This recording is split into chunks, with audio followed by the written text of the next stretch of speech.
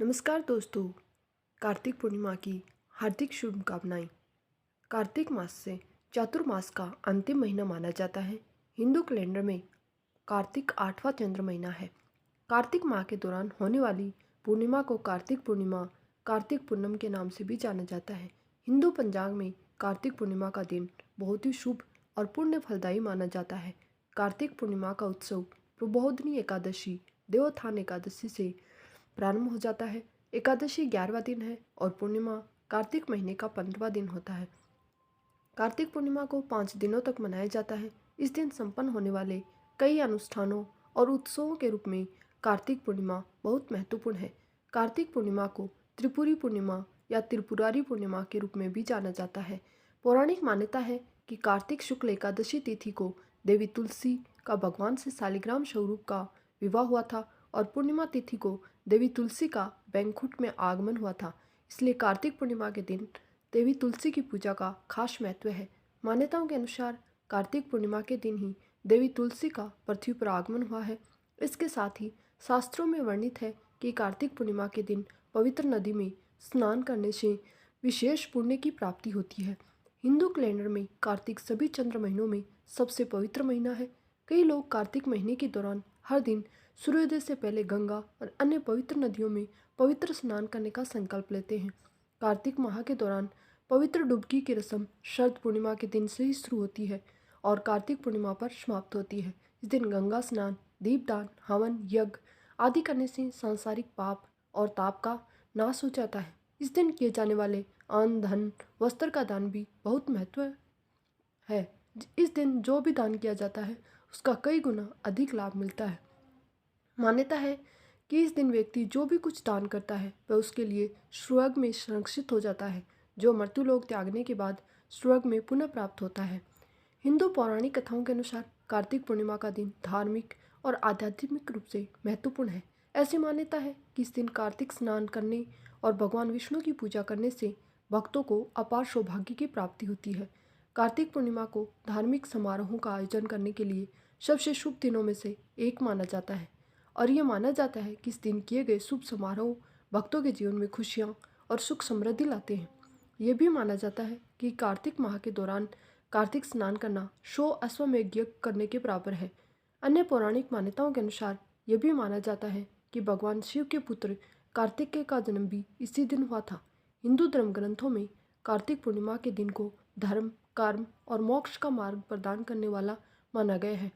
इस प्रकार ये दिन श्रद्धालुओं के लिए धार्मिक दृष्टि से बेहद खास है। जितना महत्वपूर्ण कार्तिक पूर्णिमा का पर्व है उतना ही खास इससे जुड़ी हुई पौराणिक कथा है। इस कथा का उल्लेख शिव पुराण में मिलता है। दैत्य तारकासुर के तारकाक्ष, कमलाक्ष और विद्युन्माली नाम के 3 पुत्र थे। जब भगवान शिव के पुत्र कार्तिकेय ने तारकासुर का वध कर दिया तो उसके पुत्रों को बहुत दुख हुआ। क्रोधित होकर उन्होंने देवताओं से प्रतिशोध लेने के लिए ब्रह्मा जी की तपस्या करने का निर्णय लिया। अपनी घोर तपस्या से तीनों भाइयों ने ब्रह्मदेव को प्रसन्न कर लिया और उनसे अमर होने का वरदान मांगा। ब्रह्मा जी ने कहा कि वह अमरता का वरदान तो नहीं दे सकते, इसलिए वह कोई अन्य वरदान मांग ले। ब्रह्मा जी के दूसरे वर मांगने की बात पर तारकाक्ष, कमलाक्ष और विद्युन्माली ने तीनों नगरों का वरदान मांगा। साथ ही उन्होंने कहा कि हे ब्रह्मदेव, आप हमारे लिए ऐसे 3 नगरों का निर्माण करवाए जिनमें हम तीनों अलग अलग बैठकर पूरी पृथ्वी का आकाश मार्ग से 1000 साल तक भ्रमण कर सकें। इसके बाद जब हम तीनों 1000 साल बाद जिस स्थान पर मिले उसी समय हमारे तीनों नगर मिलकर एक होकर त्रिपुर कहलाएं। तीनों ने खूब विचार किया। ब्रह्मा जी से वरदान मांगा, हे प्रभु, हमारे पास कोई दृढ़ दुर्ग नहीं है जिसमें शत्रु न प्रवेश नहीं कर सके। आप हमें ऐसा कोई सुरक्षित 3 पुरों का निर्माण दीजिए, उसमें धन संपत्ति के सुखदायक सभी साधनों के अतिरिक्त अस्त्र शस्त्र की भी सभी सामग्रियां उपलब्ध हों और जो किसी से भी ध्वस्त न हो पाए। यह कहकर तारकाक्ष ने अपने लिए स्वर्ण का, कमलाक्ष ने चांदी का और विद्युन्माली ने लोहे का पुर निर्माण कर देने की प्रार्थना की। ब्रह्मा जी ने कहा, तथास्तु, ऐसा ही होगा, परंतु शिवजी के हाथों से ही तुम सब मारे जाओगे और अन्य कोई भी तुम्हें नहीं मार सकेगा। इस प्रकार तीनों भाइयों के लिए उनके कहे अनुसार 3 नगरों का निर्माण किया गया। इनमें से एक आकाश में, एक स्वर्ग में, एक पृथ्वी में स्थित था। इस प्रकार वे तीनों अपने अपने नगरों में रहकर आनंद भोगने लगे। इन नगरों के बाद तारकाक्स, कमलाक्स और विदुनमाली ने अपनी शक्ति से तीनों लोकों पर आक्रमण करके अपना आधिपत्य जमा लिया। सभी देवता तीनों भाइयों के अत्याचार से परेशान होकर भोलेनाथ जी की शरण में पहुंचे और अपनी रक्षा के लिए प्रार्थना करने लगे। देवताओं की करुण पुकार सुनकर भगवान शिव त्रिपुरों का नाश करने के लिए तैयार हो गए। तब भगवान विश्वकर्मा ने भोलेनाथ के लिए एक दिव्य रथ का निर्माण किया, जिसमें चंद्रमा और सूर्य उसके पहिए बने। इंद्र, वरुण, यम और कुबेर आदि लोकपाल उस रथ के घोड़े बने। हिमालय धनुष बना, वहीं शेषनाग उसकी प्रत्यंचा बने। यही नहीं, स्वयं भगवान विष्णु बाण तथा अग्निदेव उसकी नोक बने। उस दिव्य रथ पर सवार होकर भोलेनाथ त्रिपुरों का नाश करने चल दिए, लेकिन असुर निर्भय थे। शिवजी ने तत्काल ही करोड़ों सूर्य के समान प्रकाशमान अपने उस बाण को असुरों पर चला दिया।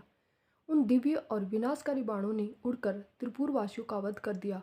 देवताओं के देखते देखते चारों ओर से समुद्र द्वारा घिरे हुए दैत्यों के तीनों नगर ध्वस्त होकर भूमि पर गिर पड़े।